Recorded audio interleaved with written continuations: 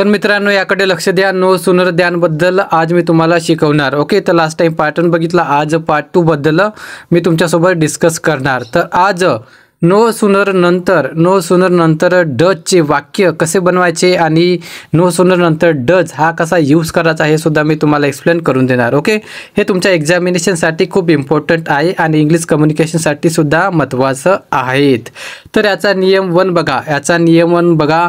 जर यासून याजला लागून असलेल्या वाक्यात साधा वर्तमान काळ असेल म्हणजे सिंपल प्रेझेंट असेल तर नो सूनर नंतर डू किंवा डज नियमानुसार घ्यावा. ओके, डू किंवा डज नियमानुसार घ्यायचा आहे. डू पण घ्यायचा आहे आणि डज पण तो कधी आणि केव्हा घ्यायचा हे सुद्धा मी तुम्हाला एक्सप्लेन करून देणार. ओके, पण या वाक्यामध्ये आपण डज केव्हा घ्यायचा नो सूनर नंतर हे तुम्हाला मी एक्सप्लेन करून देते. ओके, बघा याबाबत नियम असा आहे की जर मुख्य क्रियापद असेल आणि त्या मुख्य क्रियापदाला यस, इयस आणि आयएस हे प्रत्यय असेल, यस, इयस आणि आयएस ओके हे प्रत्यय असेल तर डज घ्यावा. ओके, तर याकडे लक्ष द्या. हे जर प्रत्यय असेल त्या मुख्य क्रियापदाला तर त्यासोबत डज घ्यावा. परंतु उत्तरामध्ये हे जे आहे प्रत्यय ते प्रत्यय तुम्हाला काढून टाकावे लागेल. ओके, जेव्हा तुम्ही एक्झामिनेशनमध्ये हे सॉल्व कराल तेव्हा याचा यूज तुम्हाला करावा लागेल. तर उदाहरण याला समजण्यासाठी जसं सीज आहे, ओके सीज आहे तर याचं सी करावे आणि त्यानंतर एंटरचं तुम्हाला एंटर करावे. ओके, तर एक साधं उदाहरण आहे. या प्रकारचे पुन्हा दुसरे काही जे वर्ब आहेत जे क्रियापद आहे ते असू शकतात. ओके, फक्त हे तुम्हाला समजण्यासाठी आहेत. तर याकडे चांगल्या प्रकारे लक्ष द्या. जर मित्रांनो क्रियापदाला यस, इयस किंवा आयएस ओके हे प्रत्यय असेल तरच डू घ्यावा. हाच नियम दुसऱ्या भाषेत सांगायचे झाल्यास असे म्हणता येईल की जर साधा वर्तमान काळ म्हणजे सिंपल प्रेझेंट टेन्स असेल व कर्ता तृतीय पुरुषी एकवचनी असेल तर नो सूनर नंतर डज घ्यावा. ओके, तर या ठिकाणी असं म्हटलं आहे की जर एखाद्या वाक्यामध्ये यस, इयस किंवा आयएस असेल तर डू केव्हा घ्यायचा हे सुद्धा मी तुम्हाला सांगितलं. जर सिंपल प्रेझेंट टेन्स असेल आणि त्या सेंटेन्स म्हणजे जो तुमचा कर्ता आहे ओके जो तुमचा सब्जेक्ट आहे तो जर तृतीय पुरुषी एकवचनी असेल तर नो सूनर नंतर डज घ्यावा. ओके, हे समजण्यासाठी खाली काही वाक्य दिलेलं आहे, त्या वाक्याला तुम्ही समजा आणि एक्सप्लेनेशन याचं चांगल्या प्रकारे तुम्ही लक्षात ठेवा. ओके, ठिकाणी बघा मित्रांनो क्वेश्चन दिलेला आहे. As soon as the teacher enters the classroom the student stop playing mischief. Okay, as soon as the teacher enters the classroom the students stop playing mischief. Okay, शिक्षक वर्गात प्रवेश करताच विद्यार्थी गैरवर्तन खेळणे थांबवतात. ओके, विद्यार्थी जे आहे ते गैरवर्तन खेळणे थांबवतात.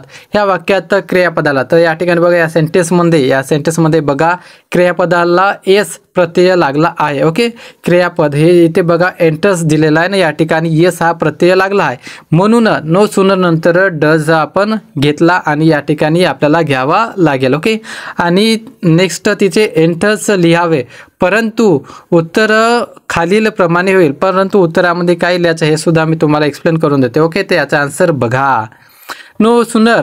तर या ठिकाणी बघा no sooner does the teacher enter. Okay, तिथे एंटर्स होतं, इथे काय एंटर्स होतो हा वर्ब याचा आपण येस हा जो प्रत्यय आहे तो काढून टाकला आणि इथं एंटर केला. ओके, आणि त्यानंतर the classroom than the student stop playing mischief. Okay, तर या ठिकाणी बघा no sooner the teacher enter the classroom than the student stop playing mischief. Okay, शिक्षक वर्गात लवकरात लवकर प्रवेश करत नाही, विद्यार्थ्यापेक्षा खोडकर खेळणे थांबवते. ओके, तर मित्रांनो मला वाटते की तुम्हाला हे चांगल्या प्रकारे समजलं असेल. तर त्यानंतर बघा आमच्या क्लासमध्ये एक बंडू नावाचा स्टुडंट आहे, एक विद्यार्थी आहे. त्याच्या डोक्यामध्ये नेहमी प्रश्न येत असते आणि तो हुशार झाला कारण की प्रश्न विचारणं ही चांगली गोष्ट आहे म्हणून तो मला रोज प्रश्न विचारतो, नेहमी व्हिडिओ बघतो आणि प्रश्न विचारतो. तर हा बंडा जो आहे हा जो बंडा आहे आणि हा जो बंडी आहे ओके, तर या बंड्याच्या डोक्यामध्ये नेहमी प्रश्न असते ते तर त्याचा प्रश्न आज पण आहे आणि त्याचा प्रश्नाचं उत्तर मी इथे देणार. तर या ठिकाणी बघा मित्र बंडू काय म्हणतो, बंडू मला म्हणतो की सर वरील एकाच वाक्यामध्ये दोन काय वर्ब आहे वाक्यात एंटस आणि स्टॉप ही दोन क्रियापदे आहेत. एंटसनुसार डज घ्यावा लागतो, पण स्टॉपनुसार डू घेतो. अशा वेळी मला डू घेऊ की डज घेऊ हा मोठा प्रश्न पडला आहे. मला समजून नाही राहिलं सर की डू आणि डज कसा घ्यायचा आणि केव्हा घ्यायचा, याबद्दल मला सांगता का?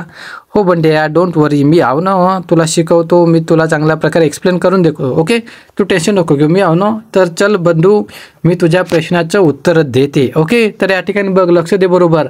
तर या प्रश्नाचं जे उत्तर आहे मी तुला चांगल्या प्रकारे सांगतो. जसं क्रियापद नेहमी असून याच नंतरचेच विचारात घ्यावे. मी तुला लास्ट टाइम सांगितलं होतं बंड्या, पण तू लक्ष देत नाही, अगावच्या उच्चापती करत राहायचे. ओके, तर वरच्या सेंटेन्समध्ये मी काय सांगितलं, लास्ट टाइम पण सांगितलं होतं. जर सेंटेन्समध्ये क्रियापद ॲज सून ॲजच्या नंतरचे जे क्रियापद आहे पहिलेवाले तेच विचारात घ्यायचे आणि त्यानंतर जे येणारे क्रियापद आहे त्याला तू विचारात घ्यायचं नाही आणि त्याबद्दल तू विचार पण नाही करायचा. ओके, मी तुला सांगितलं होतं लास्ट टाइमच. म्हणून तू फक्त पहिल्यावाल्या ज्या ॲज सून ॲजचा जो क्रियापद येणार त्यालाच तू लक्षात ठेवायचं, नंतरचा येणारा क्रियापद त्याला तू लक्षात ठेवू नको.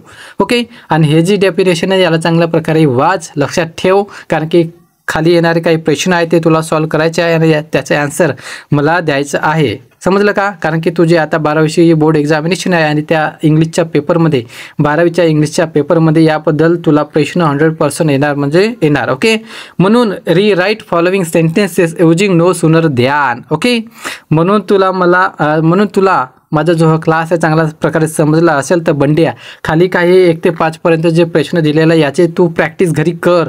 ओके, याची प्रॅक्टिस चांगली कर आणि या प्रकारचे जे क्वेश्चन आहे तुझ्या एक्झामिनेशनमध्ये येणार आणि तू त्याला चांगल्या प्रकारे सॉल्व कर.